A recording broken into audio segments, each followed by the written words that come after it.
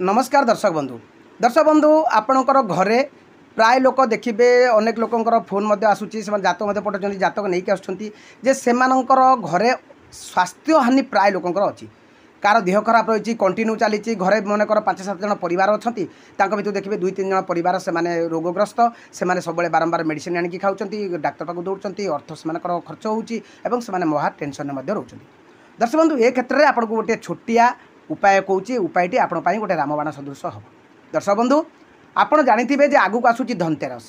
आपणकर ये जो धनतेरस गोटे उपाय कौची आप करूँ देखिए निश्चित भाव में आपणकर रोग मुक्ति सहित आपण घर धन आसबार मार्ग खोल कौन से उपायटी ना से उपायटी हूँ आपण बजार गोटा धनिया जोटा चोपा लगी जोटा कहते सबुत धनिया गोटा धनिया आप 200-250 ग्राम किणिकी नहीं आसबे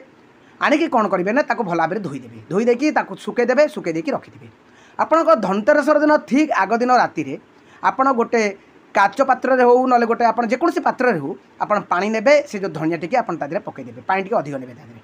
पकईदे आप राति रखिले रखला सकाळू कौन करेंगे ना सकाळू उठिकी से जो धनिया टी आप छाणीदेवे से जो पानी थी आप भल भाव में धनिया टी धोई से जो पानीटा धनिया पड़गला से जो पानी थी धनतेरस दिन अल्प अल्प से कौन करेंगे ना सकाळू सकाळू आपण परिवार समस्ते पीबे आप ढोकेऊ 2 ढोक 5 ढोक आप मन जी चाहिए आपड़ से पानी टी पीबे आपड़ यहीटा जब धनतेरस दिन करेंगे देखिए आपण पाखक सुख सौभाग्य समस्त फेरवा सहित आपणकर जदि घरे रोग क्लेश लगी रोचे सी आपणकर धीरे धीरे धीरे उपशम हो आपणकर जो औषध पाई आप बारंबार डाक्तखाना को औषध दुकान को दौड़ते से आप लाभवान पाइबे तेणु आप उपायटी निश्चित करूँ देखिए निश्चित भाव में आप किसी लाभवान पाइबे। जय जगन्नाथ नमस्कार।